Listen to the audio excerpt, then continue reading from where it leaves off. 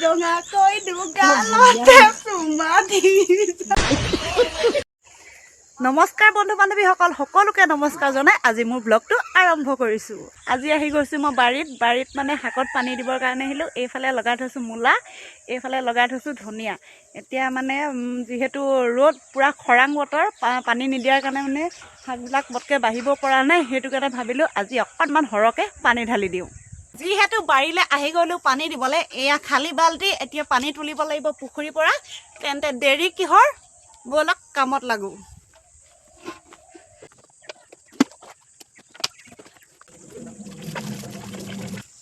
এইফালে আকৌ লগাই থৈছিলোঁ এইজোপা উৰহীজোপা চাওকচোন, গোটেই ভাজি এইফালে চাওক না, মানে কিমান ডাঙৰ ডাঙৰ উৰহী লাগি আছে। এইছেহে চাওক কিমান ডাঙৰ ডাঙৰ উৰহী। এইচিয়া মানুহে কোমলীয়া বুলি ক'ব, কিন্তু কোমলীয়া নহয় আকৌ দেই। এই উৰহী জাতৰ মানে গুটি নধৰে, মানে চাংখন ভাগি গ'ল ন, সেইটো কাৰণে মানে চব চাঙৰ তলত সোমাই গ'ল।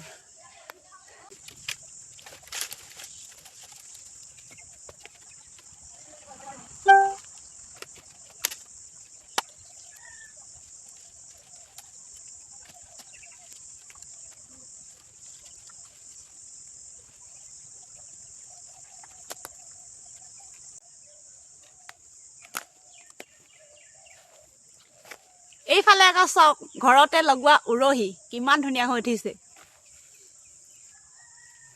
মানে উৰহী কিছা দেখি চিঙো লাগিলে, কিন্তু হাতত একো নানিলোঁ। খৰাহিও নাই, গামলাও নাই, মানে হাততে ছিঙি থৈছোঁ। এতিয়া যাওঁগৈ, পিছত আকৌ আহিম মানে উৰহী ছিঙিবৰ কাৰণে। চাওকচোন উৰহী মানে এই চাংখন গোটেই ভাঙি অৱস্থা বেয়া। সময় নহৈছে, মানে মই কৰা কাম নহয় আৰু, এইবিলাক মতা মানুহে কৰা কাম। সেইটো কাৰণে কৰিব আৰু কেতিয়া কৰে, হয় নাই? এতিয়া ব'লক আমি বেলেগলৈ যাওঁ। চাং ভাগি গ'ল মানে উৰহীয়ে গোটেই হেঁচা মাৰি ধৰি চাংখনকে ভাঙি পেলালে। ইফালে ঘৰতে সাৰ নিদিয়া খাদ্য, মানে চব্জি দেখিছেনে? এইবিলাক উৰহী মানে লাগি আছে আৰু ফুলি আছে, লাগি আছে, ফুলি আছে, লাগি আছে, মানে বুঢ়া হৈ গৈছে আৰু খাই গৈছোঁ।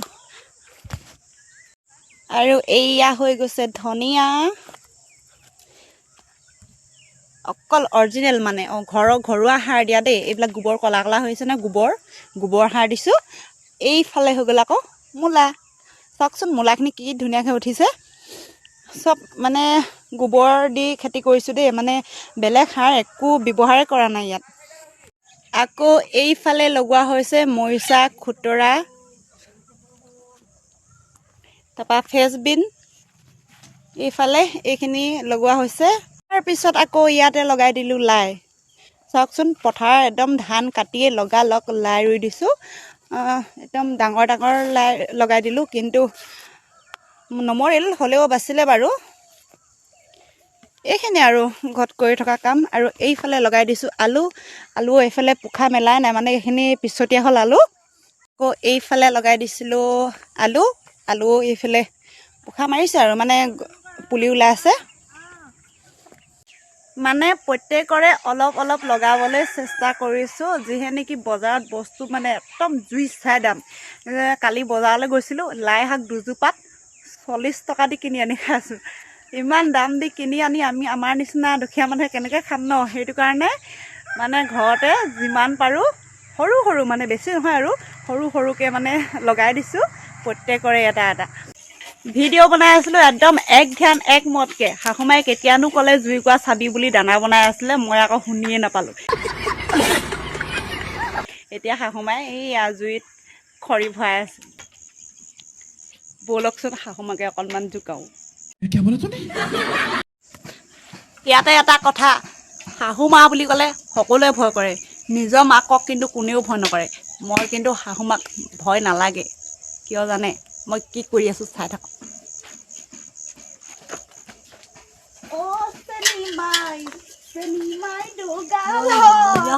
ৰঙাকৈ দুগালতে চুমা দি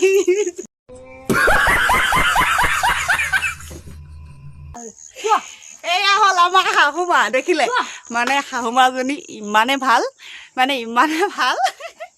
ধৰিম মেলি টানিম মেলি একদম ঘটালি পৰিলেও মানে একো নহয়। মোৰ মানে নিজৰ মায়ে মোক গালি পাৰিলেও এজনী মায়ে মোক একো গালি নাপায় মানুহে কি বুলি কৈছে চা বলিয়া হয় নহয় না বনাইছো টাইম টাইম নিছে